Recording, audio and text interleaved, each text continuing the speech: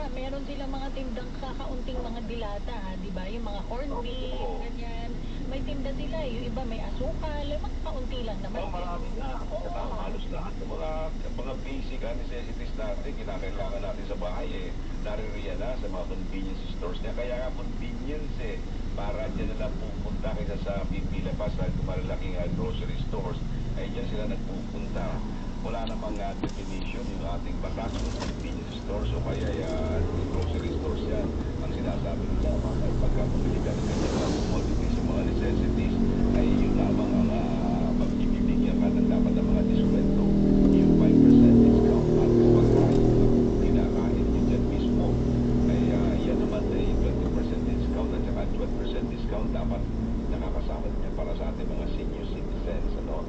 Sapagkat parang lumalabas ay nasa restaurant na rin sila, nasa mga na talagang sakop ng batas para sa mga seniors and PWDs. Oo, parang fast food na rin di ba? Meron sila, yung iba may mesa pa doon talaga, may upuan. Katunayan, fast food na din talaga sila sapagkat mabilis ang bintahan yan ng pagkain, ano hindi naman ayun naman yung mga fast food yan. Kasama sila sa mga ganyang definition kasi mabilis yan ay mga fast food items, ano? Kaya dapat na ibibigyan nila ng diskwento ang ating mga seniors and PWDs. Sunod na tanong mula kay Marcelino. Ano ba ang benepisyo o halaga sa pagpaparegister sa National Commission of Senior Citizens NCSC? Ito yung pang-collect na nila ng bisita.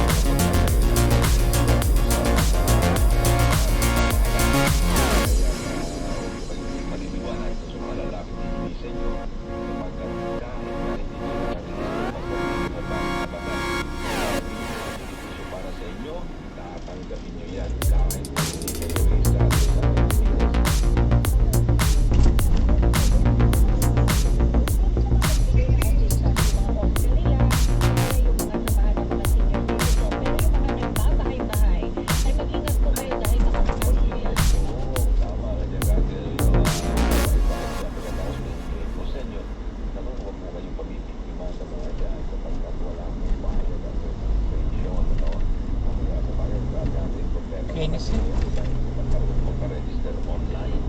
Kaya bilib na bilib sila kapag may dala-dalang computer yung pag-register sa kanila at akala nila ay talagang gano'n kahirap ang ginagawa. Kaya yung mga senior citizen na hindi marunong sa computer, sa internet, huwag na kayo magpa-register kung may hinihingi sila sa inyo. Kung wala naman, kayo okay lang. Pero pag hinihingi po sa inyo anumang bagay, huwag na po kayo magpa-register. At wala naman kayo tatagapin mga additional benefit para sa mga registrado sa NCSC. Ito nung nakaraan, Attorney Mac, ay pinag-usapan kasi natin yung tungkol sa mga sine, di ba? Yung ibang mga LGU kasi ay may libreng pasine para sa mga senior citizen. Kaya ito, maraming mga follow-up questions tungkol dyan. Sabi ni 5222, pati po ba PWD ay may libreng sine? So yes, depende yan sa munisipyo ninyo.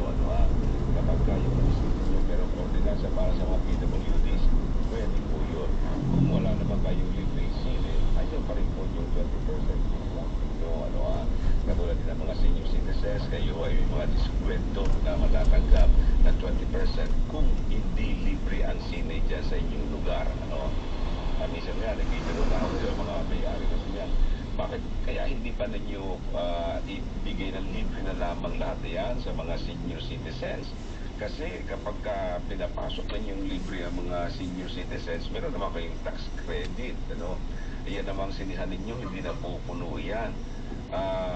Magkano na ba ang isang sine, ang pasok sa sine ngayon? 400 pesos yata. Depende. Oo, merong 300 plus, merong 400. Pag na 400, kung magpapapasok kayo ng 100 senior citizens, yan ay halagang mga 40,000 pesos. 1,000 pesos. Tama rin naman yata ang computation natin, So, yung 40,000 pesos na yun, meron kayong tax credit sa ating pamahalaan. Samantala kung isang tao lamang na nagbabayad ang pumapasok sa inyo, kaya kinita lamang ninyo ay 300 or 400 pesos. Wala kayong masyadong kinita sa kanila, wala kayong pakinabang. Kung halimbawa, nag-iisa lamang yung nagbayad doon sa inyo, abay sayang lamang ang kuryente, mas malaki pa ang kuryente babayaran ninyo. Samantala, kung ipapayagan ninyo ang mga 100 senior citizen na libre, meron kayong 40,000 credit sa ating BIR na pwede ninyong siguro magamit kapag nagbayad kayo ng inyong mga income taxes. Kaya lagi po sinasabi niya na sana naman sa lahat ng mga sinanlibre na. Tsaka minsan nga, biro mo pa nga sa kanila, kami naman mga senior citizen, halos kalahati lamang ng pelikula ang aming napapanood. Kasi pagdating ng kalahati, kami nakakatulog na. Kaya, Ganun ka ba, kaya, Attorney Mac? Ha? Oo. Kalahati lang dapat na kalahati. Ako talaga na hindi libre yung sine. Dapat 50% off pala.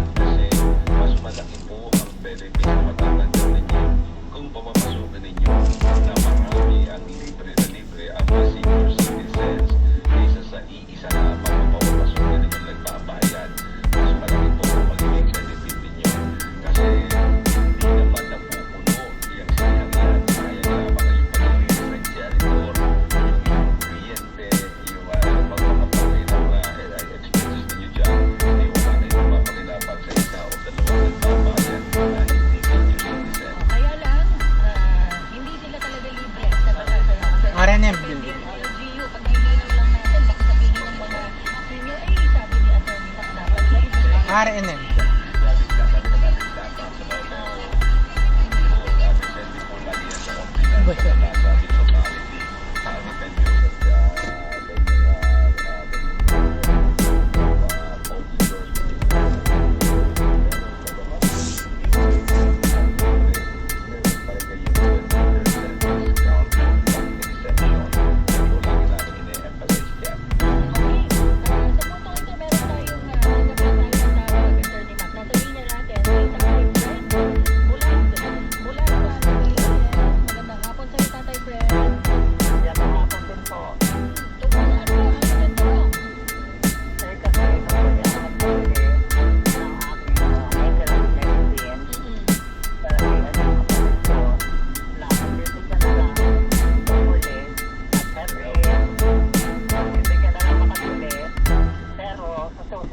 Every 3 months na yung kailangan magbago na uli lang bago.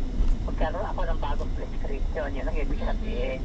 So, sabi, 3 months lang daw po ang validity ng inyong reseta. Ganun po ba?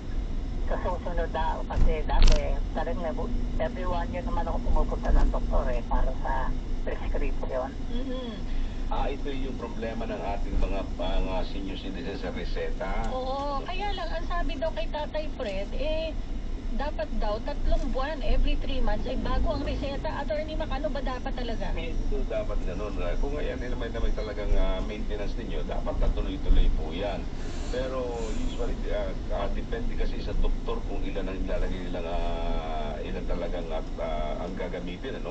nasabing pasyente. Pero wala namang sinasabi sa batas na talagang may expiration yan kung talagang kasama na sa maintenance yan.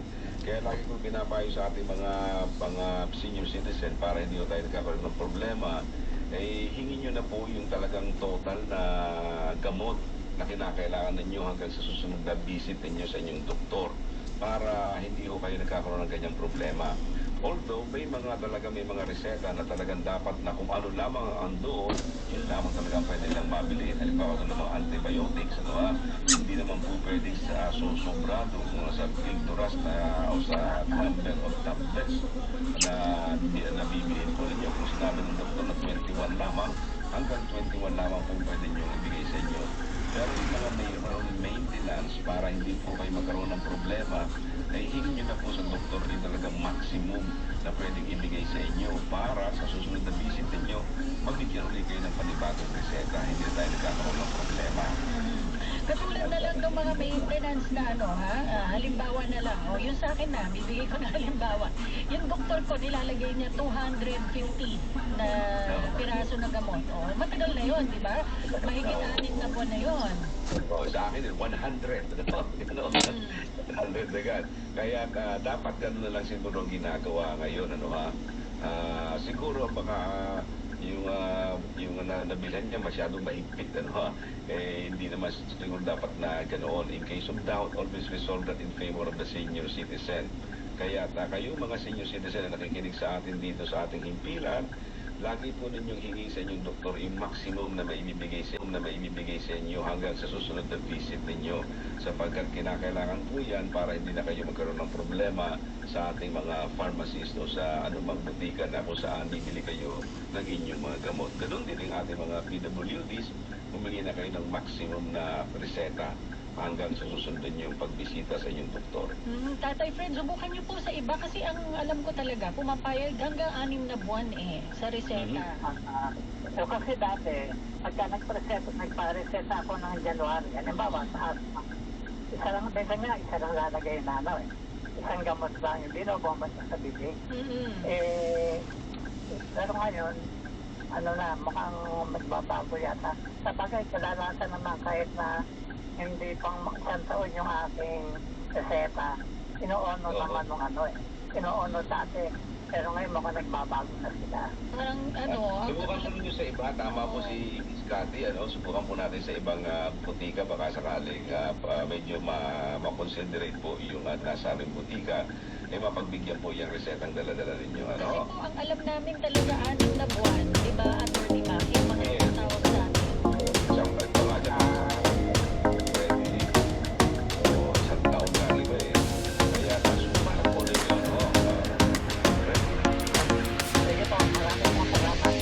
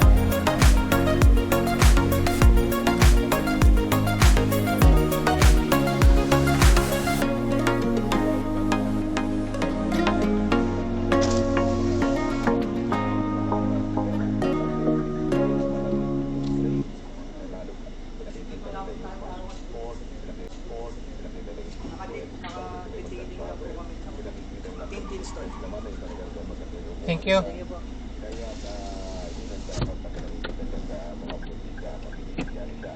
Dapat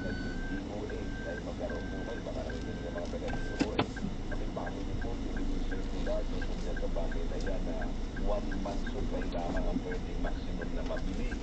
Eh, siguro po gumawa tayo ng exemption kung sakaling magta-travel isang senior citizen or PWD, sana mapagbigyan siya ng noon during the period that he will be out of the country. Totoo yan. Kasi ito naman natin, hindi naman pwedeng i-recognize sa ibang bansa. Tsaka ano sa kanya rin naman yun siya rin naman ang gagamit. So bakit kailangan pabalik-balik na buwan-buwan, di ba? Di ba pwedeng isahan na lang, lalo-lalo na yung mga hirap lumabas. Siguro baka naman dahil sa baka yung supply ng ganong gamot, eh baka kukunti para naman yung ibang mga pasyente with similar ailments ay hindi agad maubusan ng ganong gamot. Pwede Para rin. i-distributed ang nasabi mga gamot. Pero kung walang iba ng mga malaking kadahilanan, dapat ang ginagawa ng mga pharmacist na yan ay pinagbibigyan ng ating mga kababayan na magka-travel Okay. pupunta sa bansa. Ito, meron pang komento dito. Kahit ang dala mong reseta sa drugstore ay nakalagay na 300 pieces, 30 lang ang pwede mong bilhin. Ang pinapadala pa daw nila sa probinsya kada buwan tuloy. O siguro wala nung ganung gamot sa probinsya, ano? Pala, kapag probinsya natin, siguro dapat talaga magkaroon ng pagbabago ang ating DOH sa kanilang quality. Ang daw na sibuyas. Kasi nahihirapan din talaga ang karamihan sa atin, lalo-lalo na kung very, very legitimate yung claim o yung dahilan kung bakit dapat bumili ng maraming gamot o bilang ng gamot ang nasabing pasyente. Maganda yung nag-text na yung kake, kung paano nagprobinsya sila, dito lamang sa Maynila mabibili yan. Iba naman travel pa sila every month dito sa papuntang Maynila. Ito napakamahal na ng pamasahe ngayon. Again, yan dapat nagtitingan din yan ang ating ahensya. Kaya yun natin ang dahilan kung bakit meron kaming ganitong malatuntunan para at least itong mga bagay ay makakarating sa atin na uukulan sapagkat magaganda yung mga puntos na ito at magandang bagay na makarating sa ating pamahalaan na may kanyang problema kinakaharap ng ating mga kababayan. Sa iba siguro napakaliit lang ang bagay na yan.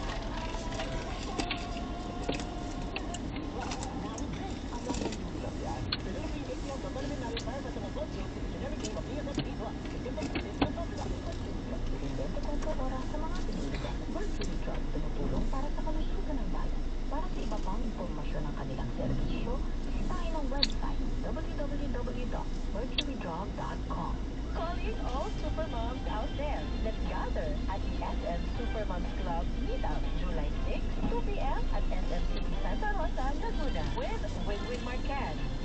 Inyong kapuso mami.